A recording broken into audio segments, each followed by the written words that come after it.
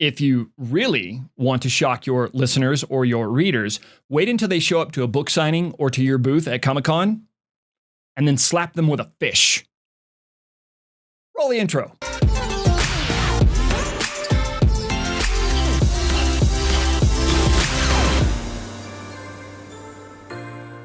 If you haven't had a chance to do so, click on the subscribe button. Also, hit that bell notification. That way, you'll get notifications every single time we release a brand new video. Also, while you're at it, take a fish and slap the crap out of that like button. It just really helps the show.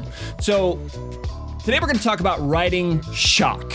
Shock is very important because it will keep your reader or your listener from getting into this state to where they can predict everything that's going to happen in your story. The goal to a good story is to be unpredictable, because if you have a cliche ending, a cliche plot, if anything in your story is cliche, your readers or potential new readers or your listeners are going to see right through it. It is very important to keep your readers and your listeners on their toes, because if you don't, you will lose readers, you will lose listeners, and you'll just have a generic, basic, boxed story. And nobody wants that. So how do we write shock? Well, a lot of times shock will almost write itself. You just have to make sure that your plot twists are very, very good. And I don't just make them like kind of twists, make them suckers do like a 10, 80, 19, 20, 10,000, whatever it is, right? So shocking your reader or your listener is as easy as killing their favorite character. Not letting the protagonist get out of a particular situation, making them suffer the consequences of something they shouldn't have had to suffer the consequences of, killing somebody important, or just completely shifting the environment. The reason you want to do this is because it will definitely keep your listener or your reader on their toes, and that is ultimately what you're looking for. You never want your readers to become complacent. So how do we write that shock? You know, how do we do that craziness? It's pretty simple. Wait until you can't think of anything else to do, and then think of the most far out thing that you can do, and do that. Just make sure it doesn't pull away from the plot. So, classic examples of shock. The movie The Mist, right? By Stephen King. They made a movie out of it.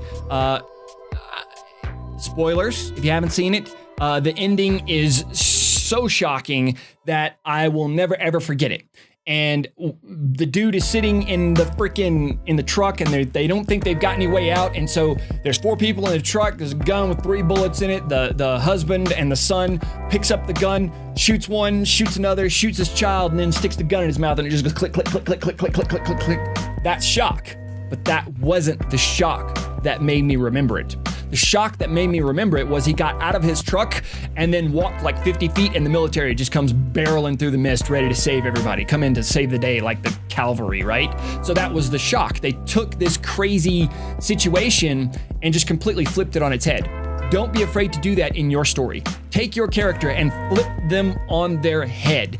Make sure that the villain is so freaking powerful that there's no way to get out, because then when the triumph comes, when the hero triumphs, it's that much more juicy, better, memorable, awesome. You can't think of enough words to describe how awesome it is when a hero comes back from a shock and still succeeds. All right. So anyway, just to recap, write shock into your stories. Make sure it's not predictable. Don't let your reader or your listener get comfortable.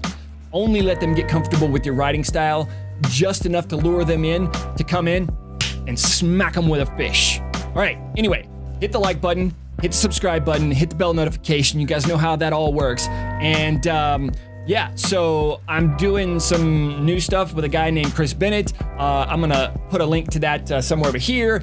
You can also link to The Power of Sound somewhere over here. And iTunes, Google, anywhere you can find a podcast, go and check out 12 Blackened Petals. I started re-releasing that in a podcast format. You guys are gonna absolutely love this story, and you can carry it with you. It's as simple as just putting in your headphones and finding us and playing it. Anyway, see you guys later. Peace.